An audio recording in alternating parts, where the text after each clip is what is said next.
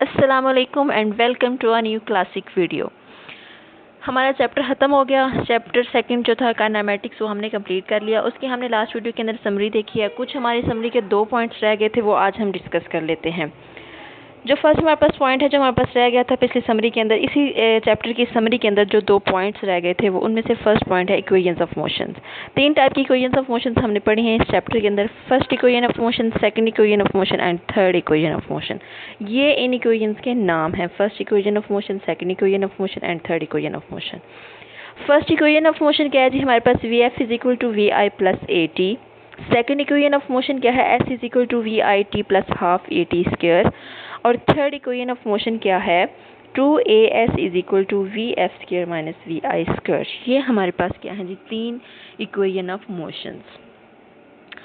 Okay जी। अच्छा, अब हम करते हैं नेक्स्ट। हमारे पास जो समरी का एक पॉइंट है, जो लास्ट पॉइंट है, वो है ग्रेविटेशनल एक्सेलरेशन।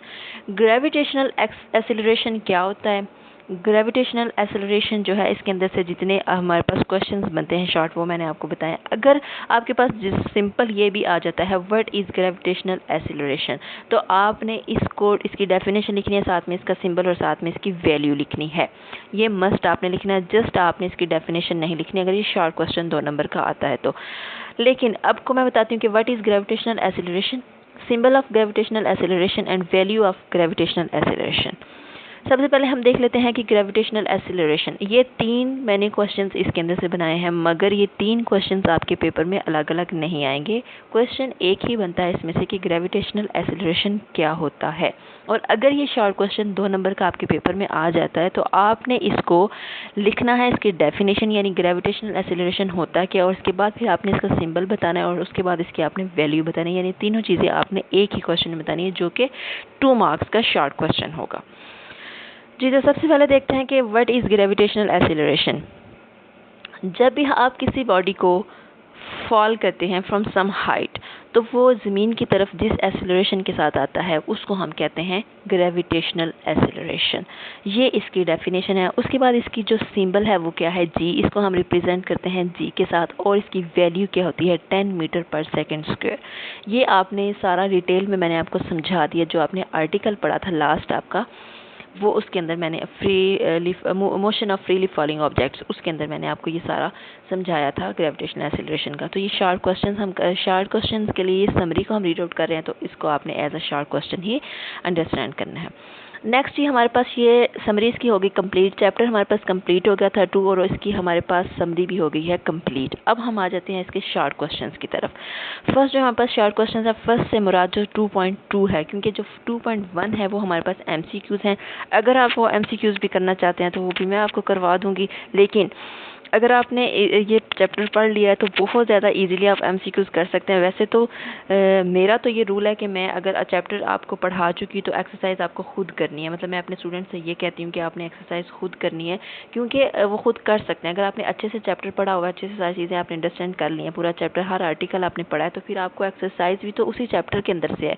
वो सारे MCQs, short question, long question, सब कुछ उसके अंदर से, और आप उसको ईजिली सॉल्व कर सकते हैं। लेकिन आप सबके लिए ये एक रायत है कि मैं आपको शॉर्ट क्वेश्चंस और इसकी समरी और इसकी एक्सरसाइज, उसके लॉन्ग क्वेश्चंस, न्यूमेरिकल, सब कुछ करवाऊंगी।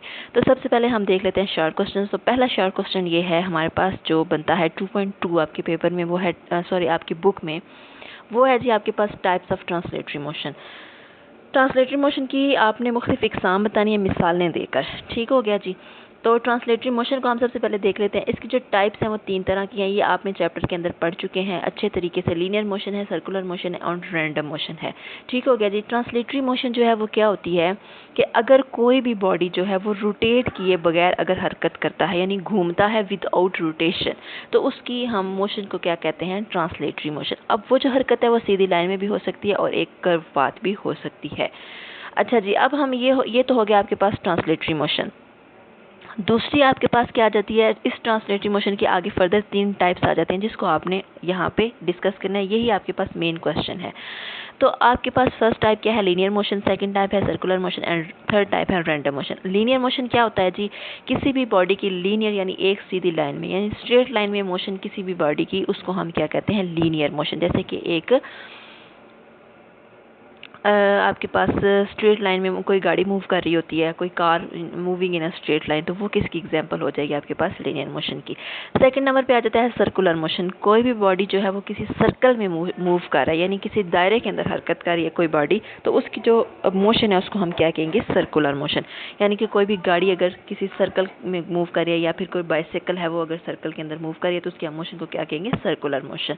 नेक्स्ट हमारे पास आ जाता है जी थर्ड जो टाइप है वो है रैंडम मोशन। रैंडम मोशन क्या होती है? बेतरतीब हरकत जिसकी कोई तरतीब नहीं होती, कभी आगे कभी इधर कभी उधर कभी पीछे, किसी भी तरह की हरकत, यानी किसी उसको हम आइडेंटिफाई नहीं कर सकते ये कि हरकत सीधी लाइन में है या कर्व पाथ में या सर्कल में, किसी तरह की भी उस हरकत की कोई तरतीब नहीं होती, बेतरतीब हरकत वो होती है, उसको हम कहते हैं रैंडम मोशन। यानी जो बॉडीज जो हैं वो रैंडमली मूव करती हैं, उनको हम क्या कहते हैं? Random motions. और इसकी एग्जांपल जैसे कि हमारे पास डस्ट के पार्टिकल्स होते हैं हवा के अंदर, गर्द गुबार या धुएं के पार्टिकल्स होते हैं, या फिर हमारे पास कीड़े मकोड़े परिंदे वगैरह जो मूव करते हैं, परिंदों की जो मोशन होती है वो हमारे पास क्या होती है? रैंडम मोशन होती है। परिंदे और कीड़े मकोड़े ये सब क्या है? रैंडमली मूव करते हैं। अच्छा जी, उसके बाद आ जाता है ये हमारा शॉर्ट क्वेश्चन नंबर 1 कंप्लीट हो गया। सेकंड शॉर्ट क्वेश्चन है जो कि हमारे पास आपके बुक में आ जाता है 2.3।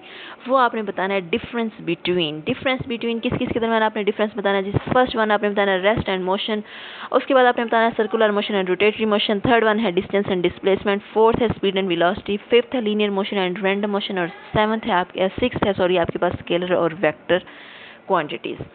बहुत ही आसान है, ये सारा कुछ आपने पहले पढ़ा हुआ है, सारा चैप्टर आपने पढ़ा हुआ है, तो सारी डेफिनेशंस भी आपने पढ़ी हुई हैं। बहुत ज़्यादा आसान है, इसके अंदर कुछ भी मुश्किल और कुछ भी नया नहीं है, वही है जो आप पीछे चैप्टर के अंदर पढ़ के आ चुके हैं। सबसे पहले डेफिनेशन आपके पास आ जाती है रेस्ट एंड मोशन। जो चैप्टर सब स्टार्ट किया था तो सबसे पहले एक्चुअली चैप्टर जो था वो रेस्ट एंड मोशन के बारे में था, यानी स्टार्ट ही हमने यहाँ से किया था कि रेस्ट क्या होता है और मोशन क्या होता है। इस चैप्टर के अंदर पहली जो डेफिनेशन है वो रेस्ट और मोशन की है, उसके बाद हम आगे फर्दर डेफिनेशन हमने जितनी भी पढ़ी हैं वो बाद में पढ़ी हैं सारी। तो अगर आपने चैप्टर को अच्छे से पढ़ लिया तो आपको पता चल गया होगा कि रेस्ट क्या होता है और मोशन क्या होता है। एक बार मैं फिर आपको बता देती हूँ, यानी हम अब एक तरह से चैप्टर को रिवाइज कर लेते हैं। तो रेस्ट क्या होता है कि जब कोई भी जिस्म जो है वो अपने इर्द गिर्द के लिहाज से, यानी अपनी सराउंडिंग के लिहाज से अपनी जगह को तब्दील ना करे, यानी अपनी पोजीशन को चेंज ना करे, तो उसको हम कहते हैं कि वो बॉडी हमारे पास क्या है? रेस्ट की हालत में है। ठीक हो गया? जैसे कि मैंने आपको बताया था कि एक गाड़ी में अगर मुसाफिर बैठे हुए हैं तो वो दूसरा जो मुसाफिर वो बैठे हुए हैं उनके लिहाज से बाकी सारे मुसाफिर जो हैं वो रेस्ट की हालत में हैं। ठीक हो गया? या फिर आपके ख्याल से या फिर अगर आप देखें कि सड़क के किनारे जो आपके पास दरख्त लगे होते हैं वो दरख्त क्या है? रेस्ट की हालत में है। अच्छा जी, उसके बाद आप देख लेते हैं जो मोशन है। तो अगर कोई भी जो बॉडी है वो अगर अपनी सराउंडिंग के लिहाज से, अपने इर्द गिर्द के लिहाज से अपनी जगह को तब्दील कर रही है, अपनी पोजीशन को चेंज कर रही है, तो इसका मतलब यह है कि वो बॉडी क्या है? मूव कर रही है, यानी वो इन मोशन है। तो अब यह है कि मैंने आपको एग्जांपल बताई थी कि अगर एक बंदा जो है वो गाड़ी के अंदर बैठा है, जैसे मैंने आपको पहले एग्जांपल दिया, तो गाड़ी के अंदर दूसरे लोगों के बैठे हुए लोगों के लिहाज से वो रेस्ट में होगा। लेकिन अगर एक बंदा बाहर खड़ा हुआ है, कि स्टेशन पे खड़ा है, उसके पास से गाड़ी गुजरती है, तो उसके लिहाज से वो बंदा जो गाड़ी में बैठा हुआ है वो इन मोशन है, वो रेस्ट में नहीं है। इसी तरह से जैसे मैंने आपको सड़क के किनारे लगे हुए दरख्तों की एग्जाम्पल दी है कि जब आप बाहर खड़े हुए हैं किसी एक जगह पर पुरसुकून तरीके से, तो तब आप देख रहे हैं तो आपके पास वो जो दरख्त हैं वो क्या है? रेस्ट की हालत में है। और जब आप इसी तरह मुसलसल मूविंग गाड़ी के अंदर हैं और जब आपको लगता है कि सड़क जो है वो मूव कर रही है, साथ साथ आपकी हरकत कर रही है, यानी बस जो है वो चल रही है सड़क के साथ साथ, तो फिर आपके पास वो जो दरख्त लगे हुए हैं वो भी आपको क्या करेंगे? जैसे मूव करते हुए महसूस होंगे। आप फील करेंगे जब आप गाड़ी में बैठे हुए हैं और गाड़ी चल रही है, तो आपको लगेगा जैसे आप जो भी चीज़ें देख रहे हैं अपने इर्द गिर्द साथ साथ वो चल रही हैं आपके। या फिर आप ऐसे अगर फील करते हैं कि आप गाड़ी के अंदर बैठे हुए हैं और कोई बंदा सड़क पे खड़ा हुआ है, तो उसके लिहाज से वो गाड़ी के अंदर जो गाड़ी है वो अपनी जगह तब्दील कर रही है, तो इसके अंदर जो गाड़ी के अंदर बंदा बैठा हुआ वो भी अपनी साथ साथ जगह तब्दील कर रहा है। सो ये आपके पास क्या है? 2 एग्जाम्पल हो गई रेस्ट एंड मोशन की। अच्छा जी, उसके बाद हमारे पास आ जाती है नेक्स्ट पॉइंट है हमारे पास circular and rotatory motion. Circular motion क्या होती है कि किसी भी दायरे के अंदर हरकत को हम क्या कहते हैं? सर्कुलर मोशन कहते हैं। और जो हमारे पास रोटेटरी मोशन होती है वो हमारे पास क्या होता है कि किसी किसी भी जिस्म का अपने एक्सिस के गिर्द घूमना, उसको हम क्या कहते हैं, रोटेटरी मोशन। यानी एक पॉइंट उसके एक्सिस के गिर्द घूमने को हम क्या कहते हैं, रोटेटरी मोशन। और सर्कुलर के अंदर यानी सर्कल के अंदर घूमने को हम क्या कहते हैं, सर्कुलर मोशन। अच्छा, सर्कुलर मोशन की एग्जांपल हमारे पास क्या हो जाएगी, सर्कुलर मोशन की एग्जांपल हमारे पास हो जाएगी जैसे कि सूरज के गिर्द ज़मीन की गर्दिश और ज़मीन के गिर्द चांद की गर्दिश। ये हमारे पास क्या हो जाती है, सर्कुलर मोशन की एग्जांपल। अगर हमें रोटेटरी मोशन की एग्जांपल देखनी है तो मैंने आपको बताया था, जब मैंने चैप्टर पढ़ाया था, आपको ये आर्टिकल पढ़ाया था, तब मैंने आपको बताया था कि एक लट्टू जो अगर घूम रहा है तो उसको अगर हम लट्टू को ऊपर से पकड़ के घुमाते हैं तो वो कुछ देर घूमता रहता है अपनी एक्सिस के गिर्द, एक यानी फिक्स पॉइंट के गिर्द वो घूमता है। तो उस लट्टू की मोशन को हम क्या कहते हैं, ये हमारे पास रोटेटरी मोशन है। नेक्स्ट हमारे पास आ जाता है जनाब फासला एंड डिस्प्लेसमेंट, यानी कि डिस्टेंस एंड डिस्प्लेसमेंट। डिस्टेंस हमारे पास क्या होता है कि दो पॉइंट के दरमियान जो लंबाई होती है उसको हम डिस्टेंस कहते हैं, और जो दो पॉइंट्स के दरमियान कवर्ड एरिया होता है उसको हम क्या कहते हैं, डिस्प्लेसमेंट। यानी दो पॉइंट के दरमियान जितना डिस्टेंस कवर किया होता है उसको हम क्या कहते हैं, डिस्प्लेसमेंट, और जितनी उन दोनों पॉइंट्स के दरमियान लंबाई होती है उसको हम क्या कहते हैं, डिस्टेंस। ये मैंने आपको बड़े अच्छे से समझाया था जब मैंने आपको चैप्टर पढ़ाया तो। अच्छा जी, उसके बाद हमारे पास क्या आ जाता है कि डिस्टेंस जो होता है उसको हम क्या करते हैं, एस से जाहिर करते हैं, और जो डिस्प्लेसमेंट होता है उसको हम डी से रिप्रेजेंट करते हैं। जो हमारे पास डिस्टेंस होता है वो s is equal to v cross t होता है, और जो हमारे पास डिस्प्लेसमेंट होता है वो हमारे पास क्या होता है, डी इज इक्वल टू, यानी उसको हम डी से रिप्रेजेंट करते हैं तो वो हमारे पास क्या होता है, d is equal to v cross t. ठीक हो गया जी। अच्छा जी, उसके बाद हमारे पास आ जाता है स्पीड एंड वेलोसिटी। सबसे अगला पॉइंट है, इसके बाद आ जाता है स्पीड एंड वेलोसिटी। अच्छा जी, स्पीड की मैंने आपको बताई थी डेफिनेशन क्या होती है, किसी जिस्म के इकाई वक्त में तय करदा फासले को इसकी स्पीड कहते हैं। ठीक है, यानी distance covered by a body in a unit time, उसको हम क्या कहते हैं, स्पीड है। और फिर क्या होता है कि किसी जिस्म की वेलोसिटी क्या होती है, किसी जिस्म के इकाई वक्त में किसी खास सीमत में तय करदा फासले को इसकी वेलोसिटी कहते हैं। यानी जब हम डिस्टेंस के साथ साथ हमारे पास डायरेक्शन भी आ जाती है तो उसको हम क्या कहते हैं, वेलोसिटी। ठीक है, उसकी वो डेफिनेशन किसकी आ जाती है, वेलोसिटी की। तो स्पीड को हम किससे रिप्रेजेंट करते हैं, v is equal to s over t होता है, और वेलोसिटी को हम किससे जाहिर करते हैं, v is equal to d by t होता है। अगर आपको इसकी समझ नहीं आ रही इन शॉर्ट क्वेश्चंस की तो आप इनके लेक्चर्स में जाके सुन सकते हैं और अच्छे तरीके से समझ सकते हैं कि ये स्पीड और वेलोसिटी के अंदर डेफिनेशन ये कैसी होती हैं, इनकी डेफिनेशन कैसी है, और ये जो डेरिवेशन मैंने आपको बता रही हूँ v is equal to s over t, ये जो रिलेशन मैं आपको बता रही हूँ ये डिराइव कैसे हुआ, और दूसरा जो रिलेशन मैंने आपको बताया v is equal to d by t, ये किस तरह से डिराइव किया। तो ये आप जाके इस चैप्टर के अंदर जो इसका आर्टिकल है वहाँ से जाके उस लेक्चर को आप देख के इसको समझ सकते हैं। उसके बाद आपके पास आ जाता है linear motion and random motion. Linear motion and random motion क्या होता है, लीनियर क्या होती है, स्ट्रेट लाइन के अंदर मोशन, यानी कोई भी जिसम अगर स्ट्रेट लाइन के अंदर मूव करे तो उसकी मोशन को हम क्या कहते हैं, लीनियर मोशन कहते हैं। और जो हमारे पास रैंडम मोशन होते हैं वो क्या कहते हैं, किसी जिसम की बेतरतीब हरकत, यानी कि कोई उसकी तरतीब नहीं होती, रैंडमली जो अगर बॉडी मूव कर रही है तो उसकी मोशन को हम क्या कहते हैं, रैंडम मोशन कहते हैं। तो इसकी मैंने आपको एग्जाम्पल पहले बता दी है कि लीनियर मोशन की एग्जाम्पल क्या होगी कि कोई बॉडी अगर यानी कि कार है वो स्ट्रेट लाइन के अंदर मूव कर रही है तो उसकी वो क्या होगी, आपके पास लीनियर मोशन की एग्जाम्पल है। और जैसे कि हवा के अंदर गर्दो गुबार या फिर धुएं के पार्टिकल्स होते हैं उनकी जो मोशन होती है वो रैंडम होती है, इरेगुलर होती है, उसको हम क्या कहते हैं, रैंडम मोशन। उसके बाद आ जाते हैं लास्ट आपके पास scalars and vector quantities. Scalars quantities कौन सी होती हैं और वेक्टर क्वांटिटीज कौन सी होती हैं। अच्छा जी, स्केलर क्वांटिटीज़ होती हैं जिनके अंदर ऐसी तभी मकदारें जिनके मुकम्मल इजहार के लिए, यानी जिनको मुकम्मल डिस्क्राइब करने के लिए, कम्प्लीटली डिस्क्राइब करने के लिए ऐसी फिजिकल क्वांटिटीज़ जिनको हम कम्प्लीटली डिस्क्राइब कर सकते हैं सिर्फ और सिर्फ उनकी मैग्नीट्यूड के साथ, उसको हम क्या कहते हैं, स्केलर क्वांटिटीज़।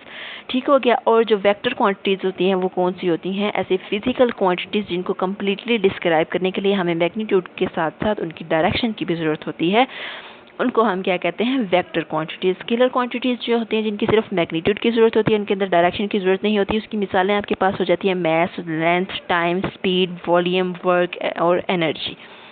और इसी तरह से जो हमारे पास वेक्टर क्वांटिटीज़ हैं जिनको हमने एक्सप्लेन करने के लिए हमें हमें मैग्नीट्यूड के साथ साथ डायरेक्शन की भी ज़रूरत होती है, उनकी हमारे पास एग्जांपल्स आ जाती हैं velocity, displacement, force, momentum, torque. ये हमारे पास क्या है, वेक्टर की एग्जांपल्स हैं।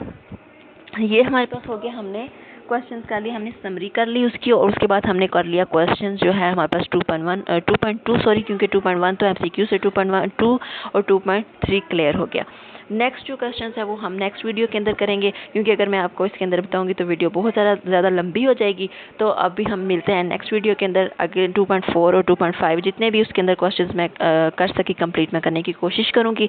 तो ठीक है, अपना बहुत सारा ख्याल रखिएगा, मुझे इजाज़त दें, दुआओं में याद रखिएगा। अल्लाह हाफिज़।